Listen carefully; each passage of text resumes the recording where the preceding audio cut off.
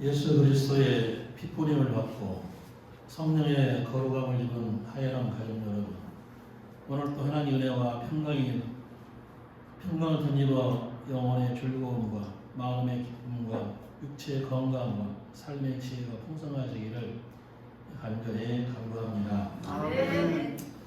오늘 읽은 말씀은 우리 예수님께서 십자가를 치시기 일주일 전에 예루살렘에 올라가시면서 되어진 말씀입니다. 예수님은 제자들은 기대가 부풀었습니다. 드디어 때가 왔구나. 우리 예수님께서 예루살렘에 올라가시면 왕이 되고 또 자기들은 장관 자리 하나씩 차지하지 않을까 이렇게 생각을 했죠. 그래서 세베대의 두 아들 요한과 야고보가 그 어머니와 찾아와가지고 예수님, 우리 아들들 예수님의 좌우편에 앉혀주시오. 좌정성, 우정성이 그런 식으로 부탁을 하니까 다른 제자들 베드로를 비롯한 다른 제자들이 입을 삐쩍거리면서 집까지 뭔데 잘났어 해서 이제 입을 삐쩍거리지요. 그래서 이런 모습을 보신 예수님께서 이제 불러다가 이르시되 여기서 다 이리 와봐봐. 해가지고 이방인의 집권자들이 그들을 입으로 임의로 주관하고 그 고관들이 그들에게 권세를 부리는 줄을 너희가 알거니와. 이 세상 사람들은 이 권세와 명예와 물질 이 세 가지를 제일로 좋아합니다. 물질이 많으면 권세가 높으면 명예가 있으면 자기가 최고인 줄 알고 땅땅 거리죠. 그래서 이것을 다 추구를 해요. 이것이 이 세 가지가 이 세상 모든 사람들이 추구하는 바입니다. 그래서 남을 내 밑에다 두고 지배하고 그러기를 바라죠. 그래서 오늘날도 많은 사람이 내가 얼마나 권세가 높은 줄 알아? 하면서 올라가려고 그러죠.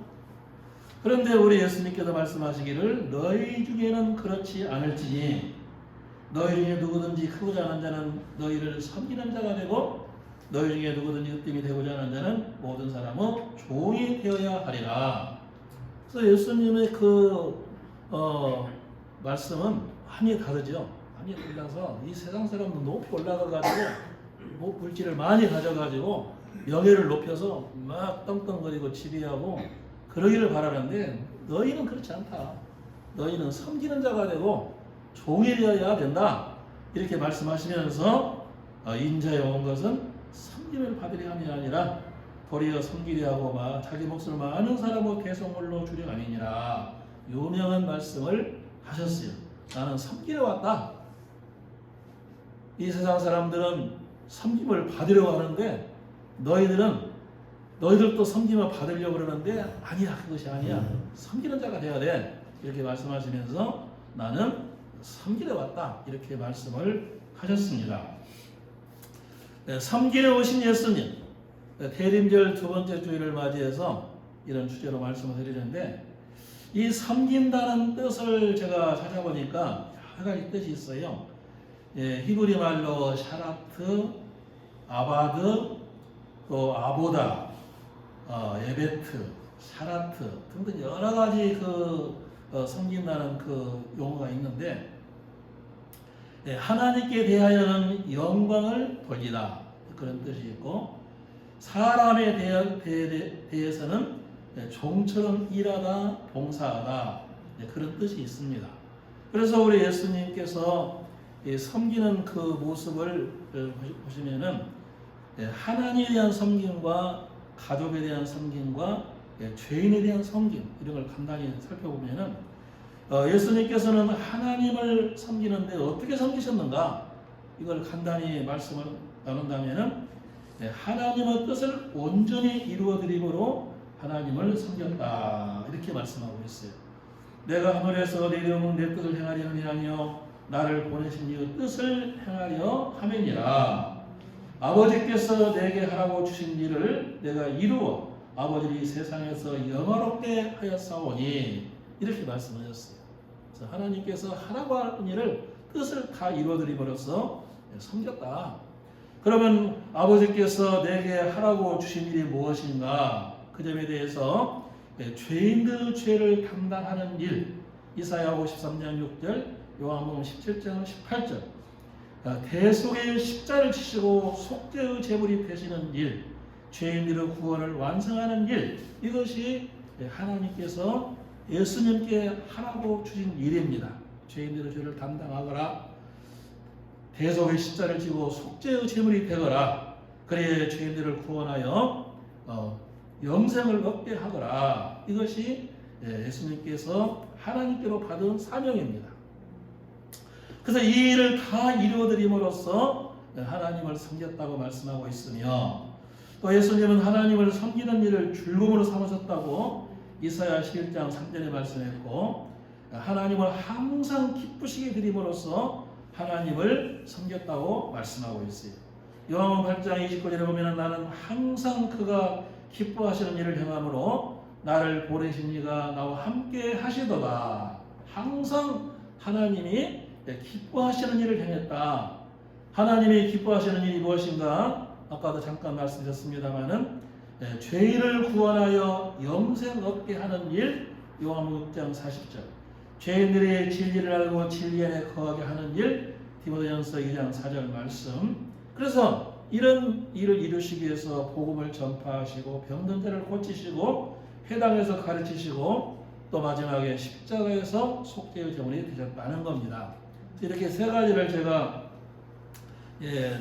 간단히 살펴보았는데, 예수께서 하나님을 섬기는 일, 그것은 하나님의 뜻을 완전히 이루어드림으로써 섬기셨으며, 하나님을 섬기는 것을 즐거움으로 삼으셨으며, 하나님께서 하라고 하는 일을 다 이루어드림으로 기쁘시게 함으로써 하나님을 섬겼다고 말씀하고 있습니다.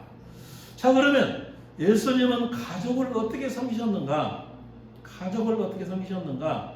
이제면에 누가복음 2장 51절에 보면은 예수께서 함께 내려가사 나사렛에 이르러 순종하여 받드시더라, 이렇게 말씀했어요. 이 순종하여 받드시더라고는 말씀은 권위 아래 두다, 그런 말씀입니다. 권위 아래 두다. 그래서 육신의 부모의 권위 아래 자신을 두셨다. 권위를 인정하고 그 아래 자신을 두셨다고 하시는 말씀입니다. 요즘에 자녀들이 부모의 권위를 인정을 하지 않아요. 부모의 권위. 부모는 어떤 것과도 비교할 수 없잖아요. 부모는 어떤 것과도 비교할 수가 없어요. 나에게 생명을 주신 부모님이기 때문에 부모님이 잘나나 못나나 돈이 있으나 없으나 물질을 많이 남겨주었거나 말거나 공부를 많이 시켜줬거나 말거나 이런 것 전부 관계없이 나를 세상에 태어나게 한 그 자체만으로도 한없이 감사하고 한없이 존경스럽고 한없이 참 귀한 분입니다. 그런데 요즘에 못된 놈들은 그렇게 말하죠. 아버지 어머니 나 나와가지고 뭐 해줬어요? 뭐 해줬어요?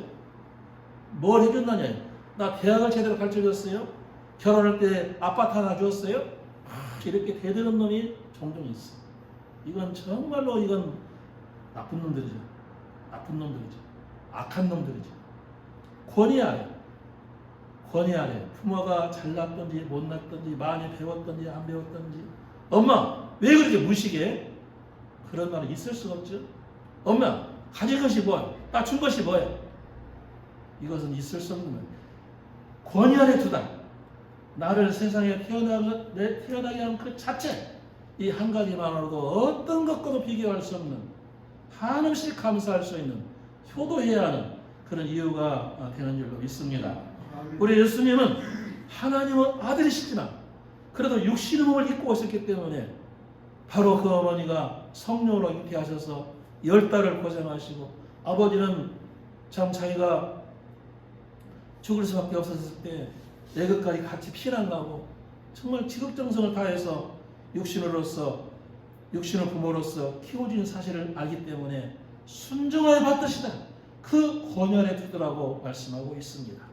그리고 또한 그 예수님의 아버지 목수 이 요셉이 일찍 죽었다고 그래요. 일찍 죽었다고. 그래서 예수님께서 아버지에게 목수일을 배웠다고 말씀하고 있어요. 누가복음 3장 23절에 보면 예수께서 가르침을 시작할 때 30세쯤 되시니라 그랬는데, 그때 사람들이 예수님을 보고 뭐라고 말했는가? 이 점에 대해서 이 사람이 마리아 아들 목수가 아니냐, 왜 요셉 아들 목수가 아니냐 그렇게 말하지 않고 마리아 아들 목수가 아니냐 이렇게 말했을까? 이 점에 대해서 그렇게 설명하고 있어요. 아버지가 일찍 죽었기 때문에 지금 마리아 아들이라고 했다, 그렇게 풀이하고 있습니다. 저도 그렇게 생각하고 또 학자들도 그렇게 보고 있어요. 그래서 예수님께서는 벌써 인류 목사, 그 목수, 마리아 아들 목수가 아니냐 했을 때 그 목수라고 하는 단어 앞에 정관사가 붙어가지고 그 목수 이렇게 되었다 그래요. 그러면은 그 목수라고 하는 말은 나사렛에서 이름난 목수, 알아주는 목수, 그런 뜻이라고 말하고 있어요. 그래서 이 예수님은 참 이렇게 어머니를 잘 섬기고, 또 동생들 마가복음 6장 3절에 보면은 남동생이 4명인 걸 말하고 있어요. 야고보, 요셉, 유다, 시몬, 그리고 누이들 이렇게 말을 했기 때문에 2명 이상, 누이들, 한 명은 누이죠. 누이들 2명 이상, 3명인지 4명인지는 모르지만은 하여튼 누이들 이렇게 되어 있어요. 그래서 아버지가 일찍 돌아가시고 아버지로부터 목수일을 배워서 목수로서 나사렛에서 집도 지으시고 집도 고치시고 참 그랬다 하는 거예요. 그리고 아마 여러분이 목수일을 해보신 분은 아시겠지만은 이 대패질 같은 거 굉장히 힘듭니다. 톱질도 굉장히 힘들어요. 장님 목사님 그러죠? 톱질 힘들어요, 안 들어요? 굉장히 힘듭니다. 톱질 힘들어요. 톱질 같은 거, 대패질 같은 거, 망치질 같은 거. 그래서 우리 예수님은 이렇게 30세쯤 될 때까지 이렇게 어머니와 그리고 남동생 4명, 누이동생 2명 이상 이렇게 부양을 했다 하는 거예요. 근데 여러 정황을 보면은 예수님은 남동생들이 좀 껄렁껄렁한 것 같아요. 좀 요즘 말로 신뢰를 얻지를 못하고, 왜 그렇게 말할 수 있느냐? 그러면은 요한복음 7장에 보면은 초막절을 맞이해서 다 이제 예루살렘으로 올라가요. 근데 예수님은 안 올라가고 있어요. 그러게 그 동생들이 형님을 빈정거리면서 형님 올라가세요. 이제 말하자면 형님이 지금 미쳤다고 돌아다니고 그랬다고 되어 있잖아요. 그래서 미쳤다고 그렇게 잡으러 오고 그런 일이 있었는데, 그래서 빈정거리는 그런 걸 볼 수가 있고, 또 예수님의 남동생이 4명이나 되는데 어째서 예수님이 마지막 돌아가실 때에 그 어머니를 부탁하면서 사촌 동생 요한에게 부탁했을까? 그 정도 이 동생들을 철들었으면은 어머니가 어머니다 잘 모셔라 이렇게 할 거 아니겠어요? 그런데 그 동생들이 요즘으로 말하면 좀 껄렁껄렁하고, 그래서 예수님이 신뢰를 못한다 하는 거예요. 우리 어머니를 참 모셔야 되는데, 그래서 사촌 동생 요한에게 부탁하는 걸 볼 수가 있어요. 그래서 그 전설에 가면은 요한 사도가 에베소에 목회할 때 그 마리아를 에베소로 모시고 와서 오셨다고 섬겼다고 되어 있고, 그리고 그 마리아의 무덤이 에베소 근처에 있대요. 섬기다가 돌아가시니까 그렇게.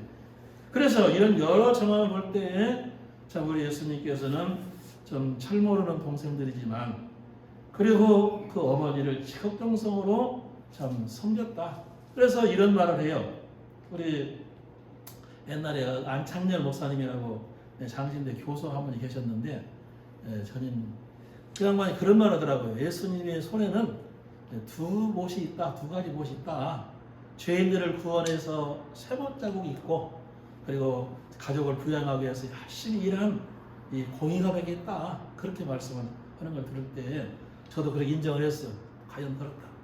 그리고 우리 예수님은 이와 같이 하나님을 완전히 섬기시고, 또 가족을 섬기시고, 또 죄인들을 섬기시고, 죄인들을 섬길 때 어떻게 섬기셨어요? 하나님의 뜻을 따라서 죄인들을 구원하기 위해서 십자가에 못 박혀 자신을 모든 걸 내주면서 섬기셨어요. 또 공생의 3년 동안 분주하게 죄인들을 위해서 수고하셨습니다. 마을에 돌아다니면서 천국 복음을 전파하시고 회당에서 또 가르치시고 병든 자를 고치시고 이렇게 한 모든 이유가 두 가지로 설명할 수가 있는데 사람답게 살게 하시려고 병든 자를 고치시고 모르는 걸 가르쳐 주시고 천국 복음을 전파하시고 그리고 마지막에는 십자가에서 속죄의식을 드렸다는 것을 보여주고 있습니다. 사람답게 살게 하시려고 하나님의 백성답게 살게 하시려고 이렇게 두 가지로 설명할 수가 있는데 자 그러면은 이제 이 말씀에 대해서 우리 예수님께서 섬김에는 영광이 따라온다 하는 섬김에는 영광이 따라온다. 그래서 하나님 예수님께서 이렇게 하나님을 항상 기쁘시하며 섬기고 하나님들 다 이루어드리며 섬기고 섬김을 즐거움으로 삼고 그렇게 했을 때 어떤 영광을 하나님께 안겨주셨는가. 빌립보 2장 9절에서 11절에 그 말씀하고 있어요. 이러므로 하나님이 그를 지극히 높여 모든 이름 위에 뛰어난 이름을 주사 하늘에 있는 자들과 땅에 있는 자들과 땅 아래에 있는 자들로 모든 무릎을 예수의 이름에 꿇게 하시고 모든 입으로 예수 그를 주라 시인하여 하나님 아버지께 영광을 돌리게 하셨느니라 그랬어요. 그래서 예수님이 하나님을 이렇게 섬기시고 죄인들을 섬기시고 가족을 섬기시고 섬김에는 정성과 수고와 땀과 희생이 따르지만 하나님은 그를 높여주신다 이렇게 말씀하고 있습니다. 이제 결론적인 말씀입니다. 예수 그리스도를 하나님 아들로 죄인의 구세주로 나의 구원자로 나의 스승으로 나의 상담자로 믿고 따르고 순종하는 여러분과 저가 이제 예수님처럼 섬기면서 살아야 될 줄로 믿습니다. 예수님 저도 섬기면서 살겠습니다. 이런 마음을 가져야 되겠어요. 섬기면서 살겠습니다. 하나님을 섬기는데 예수님처럼 하나님 제가 하나님을 언제든지 기쁘시게 드리겠습니다. 이런 태도를 가지는 것이 합당하다고 여겨집니다. 하나님 기쁘시게 하겠습니다. 하나님은 예배를 기뻐하시니까 예배를 잘 드리면서 기쁘게 해드리고 하나님은 뜻을 이루어드림으로써 하나님은 기뻐하시니까 부족하 되면 뜻을 이루어드리는데 힘을 쓰겠습니다. 이런 자세로 살아가는 것이 지극히 당연하다 믿습니다. 또 우리는 세상을 살아가면서 섬기는 자세로 가족을 섬기는 자세로 가족을 아내와 남편과 부모와 자식 간에 나가 권위를 막 부리면 안 되겠죠. 그렇다고 해서 권위를 무시하면 안 되겠죠. 아내들은 남편을 무시하면 안 됩니다. 성경이 말씀했잖아요. 아내의 머리는 남편이고 남편의 머리는 그리스도고 그리스도 머리는 하나님이라고 그랬잖아요. 근데 머리를 짓밟아버리면 되겠어요? 머리를 까뭉개버리면 되겠어요? 머리를 무시하면 되겠어요? 당신이나 나가 동등이야. 이렇게 하면 되겠어요? 동등 아닙니다. 인격에서는 동등이지만 하나님의 창조 질서에서는 절대 동등이 아닙니다. 하나님, 예수님, 남편, 아내, 자식 쭉 이어진다고 성경이 말씀하고 있잖아요. 그런데 너하고 동등이요? 맞짱하면 뛰어볼래? 이렇게 하면 안 된다는 거예요. 그렇죠? 네. 남편으로서 권위 아래 자신을 두는 거예요. 하나님의 창조 질서 속에 자신을 두는 거예요. 저는 그래서 그런 말을 우리 사모님들한테 전에 지금은 뭐 할 필요가 없지만 전에는 제가 사모님들이 꼭 야당 노릇을 하려고 해요. 꼭 하는데 야당 노릇. 근데 저는 절대 사모님들한테 야당 노릇 하지 마라 그럽니다. 왜 그러느냐? 다 야당이요. 장로도 야당, 권사도 야당, 다 야당인데 사모까지 야당하면 어떻게 해? 우선 그러잖아요. 다 야당이라고. 장로님도 어쩌고 딱딱 치져가고 그러지. 잘했습니다. 목사님 잘했습니다. 여당 노릇 합니까? 권사들이 그럽니까? 몰라요. 권사 10명이 한 명이나 그런 사람 있으려면 모르지만 권사들이 여당 노릇해요. 목사님 잘하세요. 사모님 잘하세요. 참 잘하세요. 그럽니까? 다 야당인데 사모까지 야당 노릇하면 쓰겠어요? 그래서 절대 저는 그 말을 사모님들 합니다. 절대 야당 노릇하지 마시오. 뭐 다 야당인데 왜 당신까지 야당 노릇합니까? 목사님 길을 살려주고 설교 모두도 잘한다고 해주고 목회 모두도 잘한다고 해주고 그래야지. 이렇게 하면 쓰겠어요? 이러면 쓰겠어요? 이러면 뭐 안 돼요? 설교가 너무나 길어요. 어쩌고 저쩌고 그러면은 안 된다는 거예요. 그래서 자식들도 마찬가지예요. 자식들도 참 자식 부모가 많이 배웠더니 적게 배웠던지 재산을 많이 주었더니 뭐 안 주었던지 공부를 많이 가르쳤더니 안 가르쳤던지 나를 세상에 태어나게 하는 그 자체만 가지고도 자체 한 가지만 가지고도 한없이 감사해야 된다. 저는 그렇게 늘 말합니다. 저 가까운 조카 하나가 어머니가 좀 거시기해요. 그래서 제가 그 어머니를 무시할까 봐서 제가 가한테 여러 번 말했어요. 너는 네가 세상에 태어난 것은 네 어머니 때문에 태어난 것이다. 그래서 그 어머니를 높여드려야 된다. 효도해야 된다. 제가 늘 그런 말을 했습니다.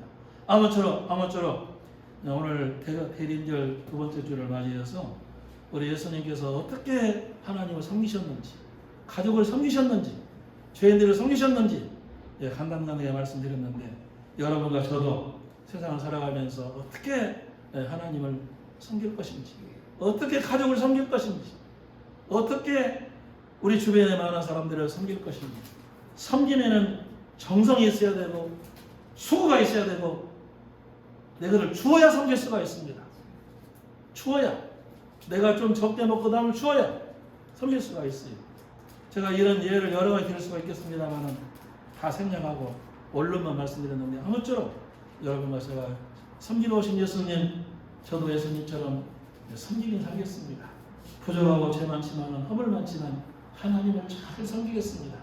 가족을 섬기는 자가 되겠습니다. 가난한 이웃들 내 주변에 많은 사람들 섬기는 자가 살겠습니다. 이런 모습으로 살아가는 것이 지극히 합당하고 귀한 일인 줄로 믿습니다. 아멘.